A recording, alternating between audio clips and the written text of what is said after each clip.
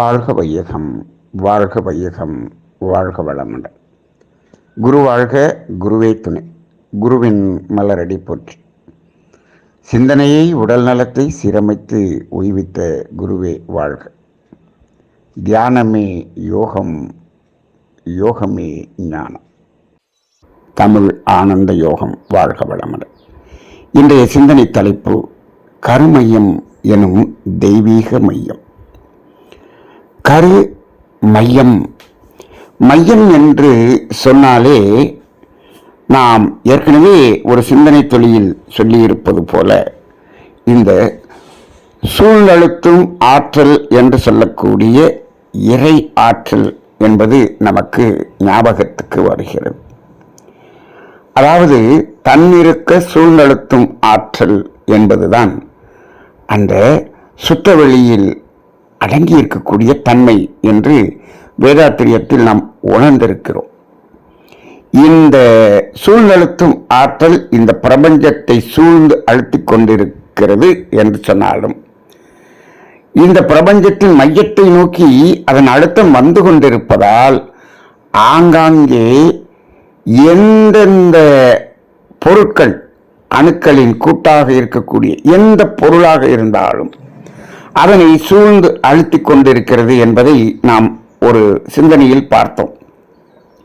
அப்படி அந்த சூழ்ந்தழுத்தும் ஆற்றல் இருப்பதனால் ஒவ்வொரு இடத்திலும் அந்த ஒரு மையம் என்பது அமைந்துதான் ஆகிறது. இதைத்தான் கருமையம் என்று சொல்லுகிறோம். ஒரு பரமாணு என்று எடுத்துக்கொள்ளுங்கள். ஒரு பரமாணு என்று எடுத்துக்கொண்டால் கூட அது ஒரு சுழலலை என்று சொன்னாலும் அதனை சூழ்ந்து அழுத்திக் கொண்டிருக்கக்கூடிய சுத்தவெளியின் அழுத்தத்தால் அங்கும் ஒரு மையம் ஏற்படுகிறதே, அதுவும் ஒரு கருமையம் என்றுதான் சொல்ல முடியும். எல்லாமே மையம்தான். ஆனால் இந்த உயிரினங்களில் இருக்கக்கூடிய அந்த மையத்துக்கும் ஜடப்பொருள்களில் இருக்கக்கூடிய மையத்துக்கும் சற்று வேறுபாடு இருக்கிறது. இந்த உயிரினங்களில் இருப்பதைத்தான் நாம் கருமையம் என்று சொல்லுகிறோம். மற்ற அணுக்களில் இருக்கக்கூடியதையெல்லாம் மையம் என்று மட்டும் சொல்லுகிறோம். இப்போ அந்த விண் எனும் நுண்துகள் என்று வைத்துக் கொள்ளுங்கள். சுழலறை அதன் மையம் என்று சொல்லுகிறோம். அந்த மையத்தில் என்ன இருக்கிறது? அதே சுத்தவெளியாகிய தெய்வ நிலைதான் இருக்கிறது என்பதை ஒரு அணுவிலே பார்த்திருக்கிறோம். அப்படி என்று சொன்னால் எந்த பொருளாக இருந்தாலும் அதன் சூழ்ந்தழுத்து மாற்றத்தால் ஒரு மையம் ஏற்படும் அல்லவா? அந்த மையத்தின் மையத்திலே என்ன இருக்கிறது என்று சொன்னால் அசையாத சுத்தவெளி என்பதுதான் இருக்கிறது.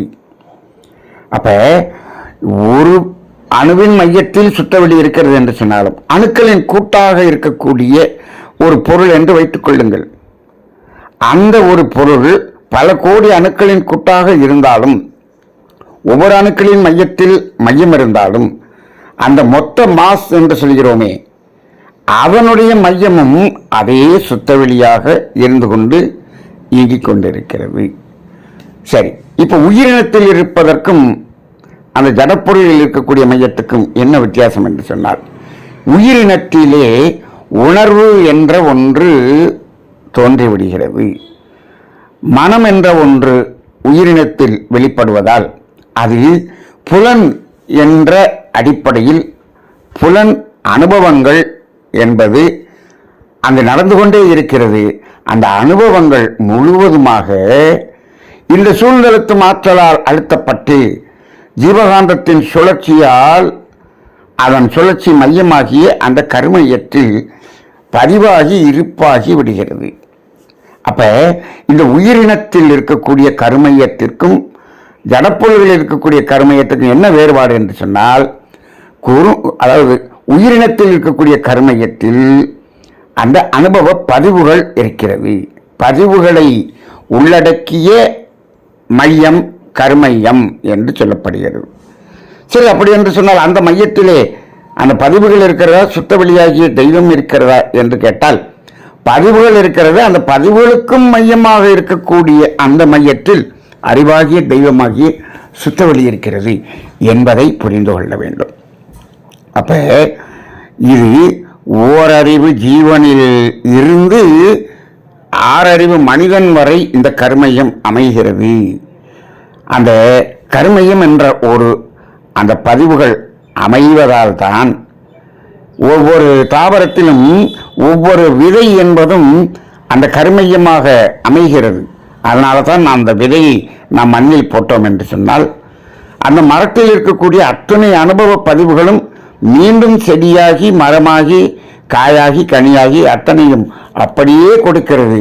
அதே உருவத்தில் கொடுக்கிறது, அதே சுவையில் கொடுக்கிறது. அப்ப அது முழுவதும் அதில் பதிவாகி இருக்கிறது என்பதை அந்த ஒரு விதையின் மூலமாக நாம் உணர்ந்து கொள்கிறோம். இதே போலத்தான் மனிதனுடைய உடலின் மையம் என்பது கருமையமாக இருக்கிறது. அப்ப ஐந்தறிவு ஜீவன் அங்கும் கருமையம் இருக்கிறது. இப்போ இந்த ஓரறிவு தாவரத்தில் இருக்கக்கூடிய அந்த பதிவுகள் ஐயறிவு ஜீவனில் இருக்கக்கூடிய அந்த கர்மயத்தில் இருக்கக்கூடிய பதிவுகள் என்பதற்கும் வித்தியாசம் இருக்கும் அல்லவா? ஏன் என்று சொன்னால் இந்த ஓரறிவு தாவரத்தில் இருக்கக்கூடிய கர்மயத்தில் அழுத்தம் என்ற அதனுடைய உருவமும் தன்மையும் மட்டுமே அங்கு பதிவாகிறது. ஆனால் ஐயறிவு ஜீவனில் வந்தோம் என்று சொன்னால் அழுத்தம், ஒளி, சுவை, மனம் என்ற அத்தனை அனுபவ பதிவுகளும் அங்கு பதிவாகி இருக்கிறது. ஐம்புலன்கள் மூலமாக பெற்ற அனுபவங்கள் முழுவதும் அங்கு பதிவாகி இருக்கிறது. சரி, இப்பொழுது ஐயறிவு ஜீவனில் இருக்கக்கூடிய கர்மயத்துக்கும் மனிதனிடம் இருக்கக்கூடிய கர்மயத்துக்கும் என்ன வேறுபாடு என்று பார்த்தோம் என்று சொன்னால் ரெண்டும் ஒரே மாதிரியான பதிவுகளை கொண்டதாக இருந்தாலும் மனிதனுடைய கர்மயம் என்பது என்ன ஆகிறது என்று சொன்னால் இந்த கர்மவினை என்ற ஒரு பதிவுகளையும் தாங்கி இருக்கக்கூடிய கருமையமாக இருக்கிறது என்பதுதான் வித்தியாசம். ஆக இங்கு எந்த ஒரு எண்ணமாக இருந்தாலும் சொல்லாக இருந்தாலும் செயலாக இருந்தாலும் இந்த சூழ்நிலத்து ஆற்றல் அழுத்திக்கொண்டே இருப்பதால் அவை முழுவதுமாக அந்த ஜீவகாந்த சுழற்சியின் மையமாகிய அந்த கருமையத்தில் பதிவாகி விடுகிறது என்பதை நாம் உணர்ந்து கொள்கிறோம். இதில் இப்போ இந்த செயல்களினால் ஏதாவது ஒரு உயிர் துன்பப்படுகிறது என்று சொன்னால் அந்த துன்ப அலைகளும் இங்கு பதிவாகி அதுதான் கர்ம வினையாக பதிவாகிறது. அப்ப இந்த கர்மயத்தில் கர்மவினை என்ற ஒன்று இருக்கக்கூடிய கர்மயம் என்பது மனிதனுடைய கர்மயமாக இருக்கிறது. அதனாலதான் மகரிஷி அவர்கள் கர்மயம் தூய்மை செய்ய வேண்டும் என்று சொல்லுகிறார். அப்ப தூய்மை செய்ய வேண்டும் என்று சொன்னாலே அங்கு அழுக்கு இருக்கிறது என்று அர்த்தம். இந்த கர்மய தூய்மை என்பது மனிதர்களுக்கு மட்டும்தானே கொடுக்கப்பட்டிருக்கிறது. இப்போ அந்த ஐந்தறிவு ஜீவனுக்கெல்லாம் அந்த கர்மய தூய்மை என்று தேவையா என்று கேட்டால் அங்கு அந்த கர்மவினை என்ற அந்த பதிவு அங்கு இல்லை. எங்கு இப்ப ஐந்தறிவு ஜீவனுக்கெல்லாம் இது இல்லை என்று எப்படி சொல்லுகிறீர்கள் என்று சொன்னால் மகரிஷி அவர்கள் நீங்கள் அந்த வாழ்க்கை தத்துவத்தை சொல்லும் பொழுது தேவைகள் 3 காப்புகள் 3 இது எல்லா உயிரினத்துக்கும் பொருந்தும் என்று சொன்னார்கள் அல்லவா? ஆனால் அறநெறிகள் 3 என்ற ஒன்று மனிதனுக்கு மட்டுமே என்று சொல்லிவிட்டார். ஏன்? ஒழுக்கம், கடமை, ஈகை மனிதனுக்கு மட்டும் என்று சொல்லிவிட்டார். அப்ப என்ன அர்த்தம்? ஒழுக்கம் என்றால் யாருக்கும் துன்பம் கொடுக்கக்கூடாது. அப்ப அதன்படி விலங்குகள் எல்லாம் அப்படிதான் வாழுகிறது. தேவையை அடிப்படையாக கொண்டு ஏதோ துன்பம் கொடுக்கலாமே தவிர தேவையை மீறி துன்பம் கொடுக்கக்கூடிய செயல் விலங்கினத்தில் இல்லை. தேவையை நிறைவு செய்த பிறகு துன்பம் கொடுக்கும் செயலை அதீதமாக செய்யக்கூடியவன் மனிதனாகத்தான் இருக்கிறான். அப்ப அவனுக்கு ஒழுக்கம் என்ற ஒன்று தேவைப்படுகிறது, விலங்கினத்துக்கு தேவையில்லை. கடமை என்று சொன்னால் பிறருடைய உழைப்பை அனுபவிக்கக்கூடிய ஜீவனாக மனிதன் தான் இருக்கிறான். ஐயறிவு ஜீவன் வரை என்ன இருக்கிறதோ கிடைத்ததை அப்படியே எடுத்துக்கொள்கிறது. ஈகை, அந்த கர்மவினை என்ற ஒன்று இருந்தால்தான் அதை சமன் செய்வதற்கு ஈகை செய்ய வேண்டும். அவைகளுக்கு ஈகை செய்ய வேண்டிய அவசியமே இல்லை. ஆக அந்த ஐந்தறிவு ஜீவன் வரை இருக்கக்கூடிய கர்மயங்களில் பதிவுகள் இருக்கிறது. ஆனால் அது செயல்பதிவாக மட்டுமே இருக்கிறதே தவிர கர்ம வினைப்பதிவாக அங்கு இல்லை என்பதை நாம் உணர்ந்து கொள்கிறோம். ஆனால் மனிதனிடம் கர்ம வினை என்பது இருக்கிறது. இப்ப செயல்பதிவுகள் இருக்கிறது என்று சொன்னால் அது என்ன செய்யும்? அது எண்ணங்களாக வரும், எண்ணங்களாக வரும். ஆனால் இந்த வினைப்பதிவு என்பது அதுவும் எண்ணமாகவும் வரும், விளைவாகவும் வரும், விளைவாகவும் வரும். அப்ப இந்த கர்ம வினை பதிவுகள் என்பதுதான் விளைவாகவும் வருகிறது, எண்ணமாகவும் வருகிறது. அப்ப இந்த இடத்துல நம்மிடம் இந்த களங்கங்கள் என்ற கர்ம வினை இருக்கிறதா என்பதை எப்படி உணர்ந்து கொள்வது என்று சொல்லும் பொழுது இந்த சிந்தனையில் என்ன சொல்லப்பட்டிருக்கிறது? நமது எண்ணம் ஆராய்தலின் மூலமாகவும் உடலில் தோன்றக்கூடிய நோய்களின் மூலமாகவும் நம்மிடம் இந்த களங்கங்கள் இருக்கிறது என்பதை நாம் உணர்ந்து கொள்ளலாம் என்று சொல்லுகிறார் மகரிஷி. எண்ணங்கள், கெட்ட எண்ணங்கள், துன்பம் கொடுக்கக்கூடிய எண்ணங்கள் என்பது வருகிறது என்று சொன்னாலே அது ஏற்கனவே அங்கு கர்ம வினைப்பதிவாக இருக்கிறது என்று அர்த்தம். நல்ல எண்ணங்கள் வருகிறது என்று சொன்னால் அந்த எண்ணங்கள் முழுவதும் அன்பும் கருணையுமான அந்த இறைத்தன்மையிலிருந்து வரக்கூடியதாக இருக்கிறது. அது எல்லோருக்கும் பொதுவானது. அன்பும் கருணையும் என்பது எல்லோருக்கும் பொதுவானது. ஏன் என்று சொன்னால் எல்லா கர்மயத்திலும் அந்த அறிவாகிய தெய்வம் இருப்பதால் அன்பும் கருணையும் என்பது இல்லாத மனிதர்களே இல்லை. அப்ப அது வெளிப்படக்கூடியது எல்லோருக்கும் வெளிப்படும். ஆனால் இந்த துன்பம் கொடுக்கக்கூடிய எண்ணங்கள் இருக்கிறதே, அது கர்மவினை இருக்கக்கூடிய அந்த மனிதர்களிடம் மட்டும்தான் வெளிப்படும். அப்படி இல்லை என்று சொன்னால் வெளிப்படாது. சிலருக்கு அந்த துன்பம் கொடுக்கக்கூடிய எண்ணமே எழவில்லை என்று வைத்துக் கொள்ளுங்கள். சில ஞானிகள் எல்லாம் அப்படித்தான் இருக்கிறார்கள். ஏன்? அங்கு கர்மவினை என்பது மிக மிக மிக குறைவாக இருக்கிறது. அப்ப அவர்களுக்கு அந்த கெட்ட எண்ணம் என்பதை தோன்றுவதில்லை. நாமும் அந்த கெட்ட எண்ணம் குறைந்து இருக்கிறது என்பதை உணர்ந்து கொண்டால் நமது பயிற்சிகளில் நாம் ஓரளவுக்கு நாம் அதில் தேறி இருக்கிறோம் என்பதை நாம் உணர்ந்து கொள்ளலாம். அதாவது மனவளக்கலையில் பயிற்சி செய்து நாம் எந்த அளவுக்கு உயர்ந்திருக்கிறோம் என்பதை எதை வைத்து முடிவு செய்வது? சில பேர் நான் டெய்லி 1 மணி நேரம் தவம் பண்றேன், 2 மணி நேரம் தவம் பண்றேன், கடன் தவம் பண்ணுகிறேன். சரி, எண்ணங்கள் கெட்ட எண்ணங்கள் வருகிறதா? செயல்கள் கெட்ட எண்ணங்களாக, கெட்ட செயல்களாக இருக்கிறதா? இத்தனையும் செஞ்சுட்டு அத்தனை எண்ணங்களும் சொல்லும் செயலும் கெட்டதாக பிறருக்கு துன்பம் கொடுக்கிறதாக இருந்துச்சுன்னு சொன்னோம்னா அவர் அங்கு எந்த தூய்மையும் செய்யவில்லை என்பதை நாம் புரிந்து கொள்ள முடிகிறது. நிறைய பேர் வெளியில பார்த்தோம்னா அப்படி அவர்கள் ஆன்மீகத்தில் உயர்ந்த நிலையில் இருப்பதாக இருப்பார்கள். ஆனால் பொருளை தேவைக்கு மேல் ஈட்டிக்கொண்டே இருப்பார்கள். பிறரை ஏமாற்றி சம்பாதிப்பார்கள். பிறரை துன்புறுத்தி அவர்கள் பொருள் ஈட்டுகிறார்கள். இப்படி நிறைய வேலைகளை செய்து கொண்டு ஆன்மீகம் போல் உருவத்தில் மட்டும் இருப்பவர்களையும் பார்க்கிறோம்.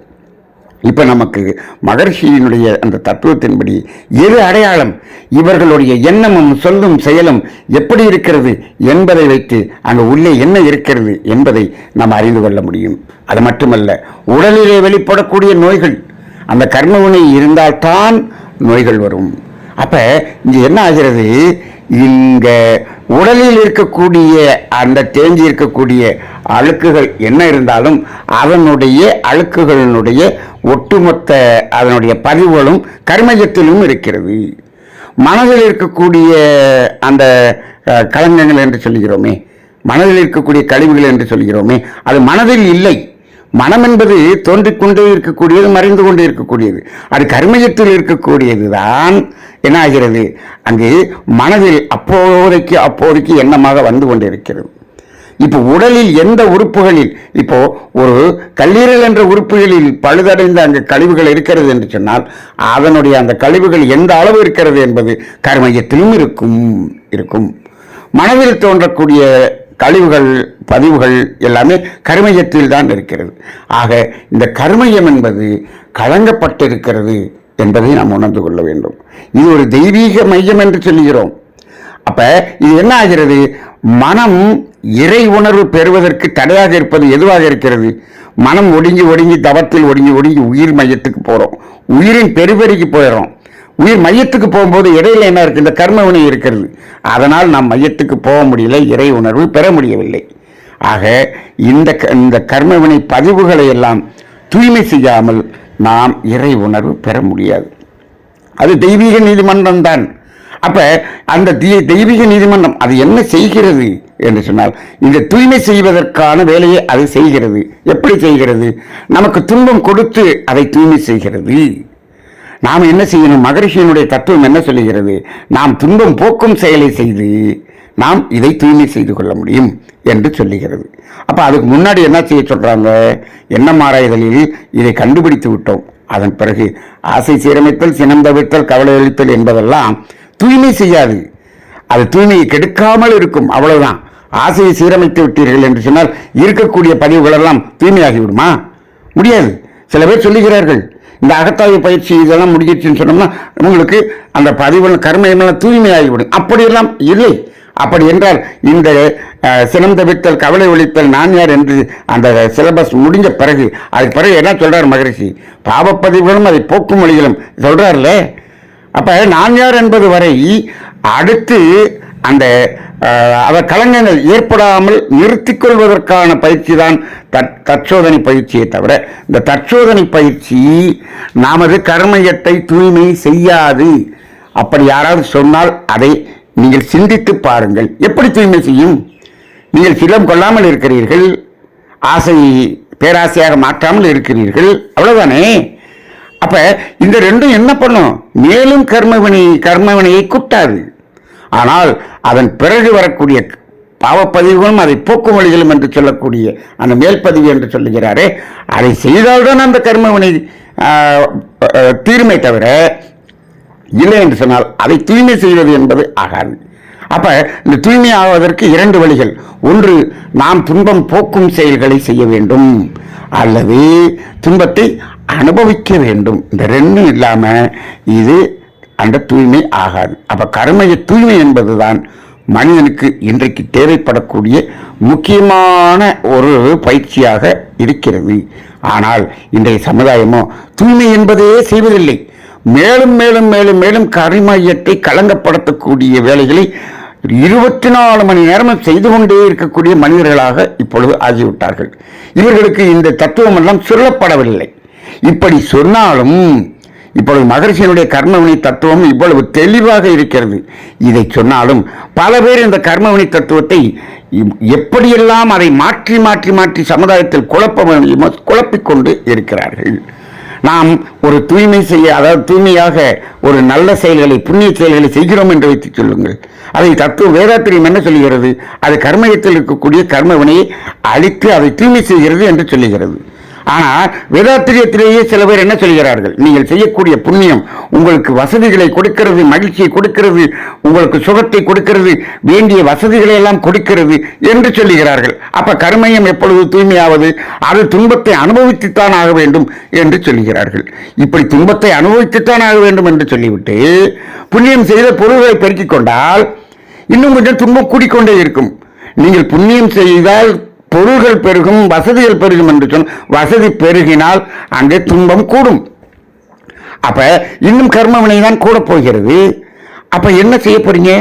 எப்ப கர்மவினை தூய்மை செய்ய போறீங்க? இதெல்லாத்தையும் சொல்லிட்டு நாங்கள் கூடிய விரைவில் ஞானம் அடைய போகிறோம் என்று வேற சொல்லிக் கொண்டிருக்கிறார்கள். இது பொருள் ஈட்டுவதற்கான ஒரு ஆன்மீகமாகவும் இருக்கிறது.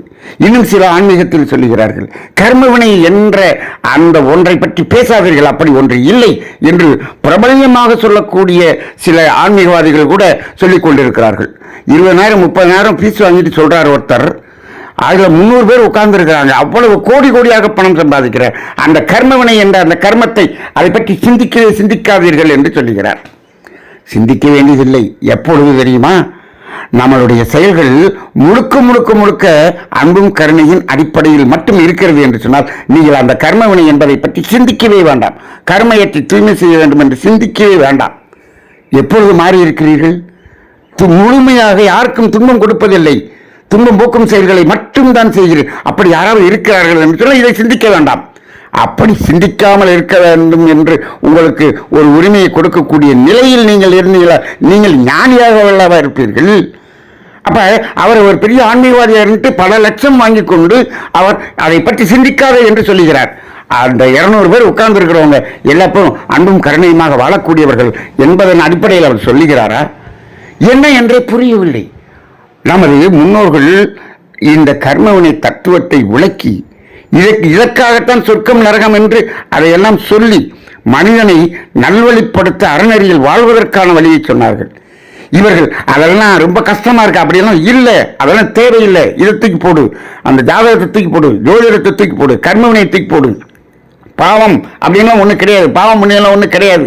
இப்படி ஒரு ஆன்மீகம் சொல்லிக் கொடுப்பவர் பல கோடிகளை சம்பாதித்துக் கொண்டிருக்கிறார். அவர் பார்த்தீங்கன்னா அப்படியே ருத்ராட்ச கொட்டை போட்டு அப்படியே அவரை ட்ரெஸ் பண்ணி அப்படியே ஒரு தாடி வளர்த்து அவரும் அந்த ஒரு ஆன்மீக பெரிய பேச்சாளர் என்று அவர் சொல்லிக் கொண்டுதான் இருக்கிறார். இப்போ என்ன என்று சொன்னால், இது எல்லாம் இல்லாமல் எப்படி இந்த கர்மயத்தை தூய்மை செய்வது, சிந்தனை செய்ய வேண்டிய ஒன்றாக இருக்கிறது. ஆக அதாவது மனிதர்களுக்கு இது பயமாக இருக்கிறது என்று சொன்னால் அதையெல்லாம் இல்லை என்று சொல்லிவிட்டால் மனிதர்களும் காசை கொண்டு அங்கு கொட்டுகிறார்கள். நீ எல்லாம் கஷ்டப்படவே வேண்டாம், ஒண்ணுமே செய்ய வேண்டாம், உங்களை தூய்மை செய்து விடுகிறேன் அப்படின்னு சொன்னா பல லட்சங்களை கொண்டு கொட்டுகிறார்கள். அவர் கோடீஸ்வரன் ஆகி விடுகிறார். இவர்கள் கர்மையும் அப்படியே களங்கமாகத்தான் இருக்கிறது. இவர்கள் சந்ததி இதை அனுபவித்துத்தான் ஆக வேண்டும். தெளிவு செய்து கொள்ளுங்கள், உணர்ந்து கொள்ளுங்கள். இப்பொழுது நாம் இந்த தமிழ் ஆனந்தத்தில் இந்த சிந்தனை கொடுக்கிறோம், இதை அப்படியே ஏற்றுக்கொள்ளாதீர்கள். சிந்தனை செய்து பாருங்கள், சிந்தனை செய்து பாருங்கள். காலங்காலமாக நமது முன்னோர்கள் என்னென்ன சொல்லி இருக்கிறார்கள், நமக்கு என்ன நடந்திருக்கிறது, நாம் என்ன செய்தோம், என்ன நடந்திருக்கிறது, இந்த கர்மயத்தில் இருக்கக்கூடிய அந்த கர்ம வினைகள் எப்படியெல்லாம் வேலை செய்கிறது என்பதை சிந்தித்து பாருங்கள். உங்களது அருகில் சுற்றி இருக்கக்கூடியவர்களுடைய செயலையும் விளைவையும் வைத்து சிந்தித்து பாருங்கள். அந்த செயல் விளைவு தத்துவத்தை உணர்ந்து பாருங்கள். உணர்ந்து பார்த்து அதை முடிவு செய்து கொள்ளுங்கள். அந்த அடிப்படையிலே இந்த கர்மயம் என்பது அதுதான் முழுமையான வாழ்க்கை. அதை அடிப்படையாக கொண்டுதான் நமது அடுத்த சந்ததியினுடைய வாழ்க்கை அமையப் போகிறது. ஏன்னா இதில் இருக்கிறது தான் அப்படியே குழந்தையாக மாறுகிறது. இப்ப நம்ம குழந்தையை பெற்றுவிட்டோம். நமது கர்மயத்தை தூய்மை செய்யும் போது நமது குழந்தைகளின் கர்மயமும் பேரன் வரை நமது சந்ததியின் கர்மயமும் தூய்மை அந்த சனத்திலே தூய்மை ஆகிறது என்பது மகரிஷியினுடைய தத்துவமாக இருக்கிறது. அந்த அடிப்படையில் இதை உணர்ந்து கொள்ளுங்கள். இந்த கர்மயம் என்பது ஒரு தெய்வீக ஒரு மையம். அதை தூய்மை செய்ய நாம் இறைவனின் அருகில் செல்கிறோம் என்பதை உணர்ந்து சிந்தித்து செயல்படுங்கள். இந்த தத்துவத்தை, இந்த சிந்தனையை உலகில் உள்ள எல்லோருக்கும் அனுப்புங்கள். ஏன் என்று சொன்னால் பல லட்சங்களை வாங்கி கொண்டு இதையெல்லாம் இல்லை என்று சொல்லிக்கொண்டு மனிதர்களை ஏமாற்றிக் கொண்டிருக்கக்கூடிய இந்த சமுதாயத்துக்கு இந்த சிந்தனை சென்றடையட்டும். எல்லோருக்கும் இதை சென்றடைய செய்யுங்கள். அதுவே நமக்கு ஒரு பெரிய புண்ணியமாக அமையும் என்று கூறி இந்த சிந்தனையை உலகெங்கும் நாம் இதை பரவச் செய்வோம் என்ற ஒரு அந்த சிந்தனையோடு, அந்த ஒரு சங்கல்பத்தோடு இன்றைய சிந்தனையை நிறைவு செய்து கொள்வோம். வாழ்க வளமுடன்.